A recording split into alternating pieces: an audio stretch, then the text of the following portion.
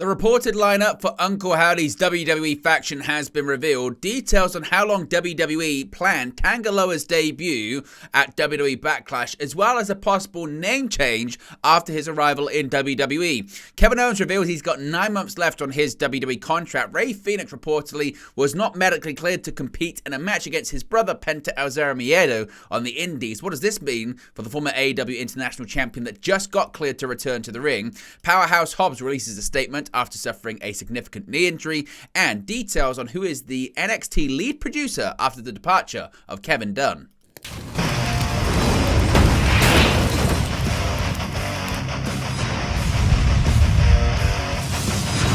Hey guys, welcome back to Wrestling News 365. Hope everyone is doing very well. As always, there are plenty of news stories to get into in the world of professional wrestling. Let's start off talking about Uncle Howdy, as maybe for the first time we've got the revealed, reported lineup of the Bo Dallas faction in WWE. Now, an update has emerged on WWE plans for Bo Dallas's return following heavy speculation about a potential faction.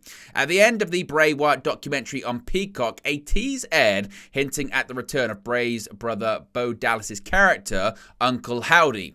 Now, in recent weeks, there have been a series of QR code glitches that have appeared on WWE television that have been hinting at Uncle Howdy's return and a possible new stable somehow linked to the late Bray Wyatt. Well, Mike Johnson of PW Insider has now confirmed what had been heavily speculated, that the QR codes are teasing the introduction of a group which will play off the Bray Wyatt intellectual property. Following rumours about potential faction members, Johnson named 5 stars that are currently planned for the group. Now, of course, if you don't wish to be spoiled, feel free to skip ahead. Spoilers ahead. I'll give you 5 seconds. 5, 4, 3, 2, 1. Now, the names of these 5 stars that are reportedly planned for this faction include Bo Dallas. Now, no confirmation if it's going to be Bo Dallas or Uncle Howdy, what character he's going to be going by, maybe something different. But Bo Dallas, Nikki Cross, Dexter Lumis, Joe Gacy, and Eric Rowan. And Johnson noted that it's currently unclear whether some of these stars will have new personas, but noted that these are the stars who WWE currently has planned for this strategy. Dallas, Cross, and Loomis have yet to wrestle a match for WWE this year. While Joe Gacy is currently a member of the NXT roster, it was recently reported that he's expected to receive a main roster call-up very soon. Eric Rowan was released by WWE in 2020, but made a one-off return for the Bray Wyatt tribute episode of SmackDown in August last year. It was reported at the beginning of the month that the former Wyatt family member officially signed a new contract with WWE and will return to the company. So what are your thoughts on that lineup for the Bo Dallas Uncle Howdy faction? Let me know your thoughts about it in the comment section below. Now, the bloodline is expanding, and we saw a new member arrive at Backlash this past weekend, with Tanga Loa debuting in WWE, the former Camacho returning to the company. Now, backstage details have emerged on Tanga Loa signing with WWE following his surprise appearance at Backlash. Tama Tonga made his televised WWE in-ring debut during the May 4 show, teaming with Solo Sikoa to battle Randy Orton and Kevin Owens in a street fight. Tonga and Sikoa were ultimately victorious following interference from Tanga Loa, Tama Tonga's brother and Gorillas of Destiny tag team partner. This debut was surprising for several reasons, including the fact that many fans didn't even know that he had finished up with New Japan Pro Wrestling. Per Dave Meltzer on Wrestling Observer Radio, Tanga Loa's WWE debut had been in the works for several months, with Loa's deal decided on months ago. Discussing Loa's jump from New Japan to WWE, Meltzer said, quote, "Tanga Loa's deal and Tama Tonga's were actually together. It's just that with Tanga Loa, it didn't get out because New Japan never announced his contract expiring. They never gave him a farewell. WWE obviously never announces anything like this, but this is not like something from the last 2 weeks. The deal was decided on months ago." Now, Tama Tonga notably debuted for WWE during the April 12 edition of SmackDown, attacking Jimmy Uso and aligning himself with Solo Sikoa. Interestingly, though, when it does come to Tanga Loa, could he possibly have a name change in the future? Well, this is certainly very interesting. Now, following Backlash, WWE has now filed the trademark on Tanga Loa's ring name, as well as the name Tonga Loa. Now, it's not yet known if Tanga Loa will be the new name for Tama Tonga or if it's simply an alternate spelling of Tanga Loa's ring name. If possibly that trademark doesn't go through, we'll have to wait and see. But what are your thoughts on the latest developments of the bloodline, and when do you think we'll see the rumored Jacob Fatu arrive on WWE television? Let me know your thoughts about it in the comment section below. Now, Kevin Owens, could he be the latest name that puts pen to paper on a new WWE contract? Well, in a year of many big WWE contracts reportedly expiring, another has just been confirmed by the man himself. So far this year, we've already had the likes of Finn Balor, Seth Rollins, Damian Priest, and Drew McIntyre re-sign with WWE, while other contracts like Becky Lynch and LA Knight reportedly are coming up soon. Now, another to add to that list is Kevin Owens, who confirmed in an interview with Metro that his contract expires in 9 months, which would mean early 2025. Owens had recently made headlines during an appearance on Busted Open by saying if he has another WrestleMania match, he'd want it to be against Finn Balor, the word if sparking some concern about his future. In the interview with Metro, he said, quote, "I really don't take anything for granted. I've 9 months left on my contract and I don't know what can happen from here on out. That's just life. If I've learned anything over the last few years, it's that nothing is guaranteed. I've learned that through some very unfortunate events. We've lost so many good people that was never expected. That's just one example of how I do not take anything for granted, how I look at things now."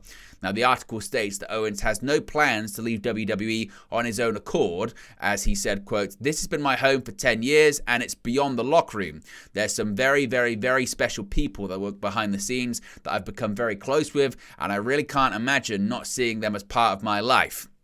Of course, if we get any more updates or details on Owens' contract future in the future, we'll let you know in an upcoming video.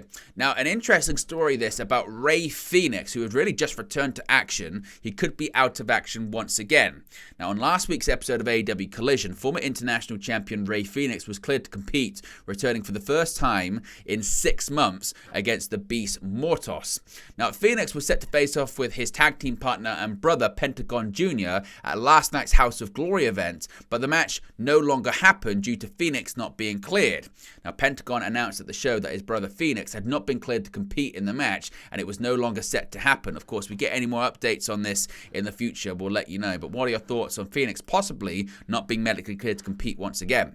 Now, another name that's not medically cleared to compete is Powerhouse Hobbs after he suffered a significant injury recently on Dynamite, and for the first time, he has spoken on his injury. Now, as I mentioned, Jon Moxley defended his IWGP World Heavyweight Championship on the April 24 episode of AEW Dynamite, where he defeated Powerhouse Hobbs to retain the title. The match, though, was overshadowed by an injury suffered by Hobbs, in which is reportedly a significant injury and required him to undergo surgery. Taking to Twitter, Hobbs broke his silence on the injury, noting that he had plans to come back better than he was before. As you can see right there, this is what he posted. He said, quote, "Not sure what to say. Injuries happen and we deal with them. We recalibrate, we rebuild, we reinvent. The real test is the comeback. I've been told I'll come back like nothing ever happened. So why do I feel so angry right now? Why do I feel so disappointed? It's because that's all bullshit. Nobody comes back the same after any injury. The only choice is to come back better. As I sit here on this island of darkness, I have thousands of questions running through my mind non-stop. The doctors tell me not to worry, just heal and recover.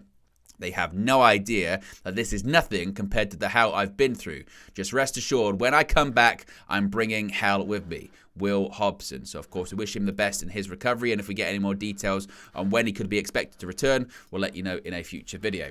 And finally, a bit of an interesting update when it comes to NXT and the lead producer for NXT after the departure of Kevin Dunn. While Lee Fitting is responsible for WWE's main roster production and presentation on television, Fitting does not carry that role over to WWE's developmental brand NXT, despite Kevin Dunn previously filling that role during his tenure with the company. Fightful Select's Corey Brennan is now reporting that the man who has filled that gap since Dunn left WWE is Vice President of Line Producing Brian Fadum. WWE production sources tell Brennan that Fadum would previously fill in for Kevin Dunn if Dunn was absent from a WWE event and took over the lead producer role in NXT upon Dunn's exit. Production sources also tell Fightful that Fadum hit the ground running in his new role, with one source noting it was like he picked up someone else's tools, cleaned them off, and used them like they were new again. From a talent perspective, those that Fightful spoke to noted that Fadum is much more open to suggestions from talent on camera shots and other factors of production, with the ruling opinion that Dunn was restricting the creativity of NXT's production being prevalent within the brand. However, according to production sources, while Fadum is established, there are other names within NXT who are learning the lead producer role. During the April 30th edition of NXT, Fatum did not lead produce the show, as another name was learning how to play the role of lead producer in NXT. But there you go, guys. This is the latest pro wrestling news for you. Be sure to smash a like on the like button. Be sure to subscribe, bottom right-hand corner. As always, let me know your thoughts in the comment section below, and I'll speak to you again very, very soon.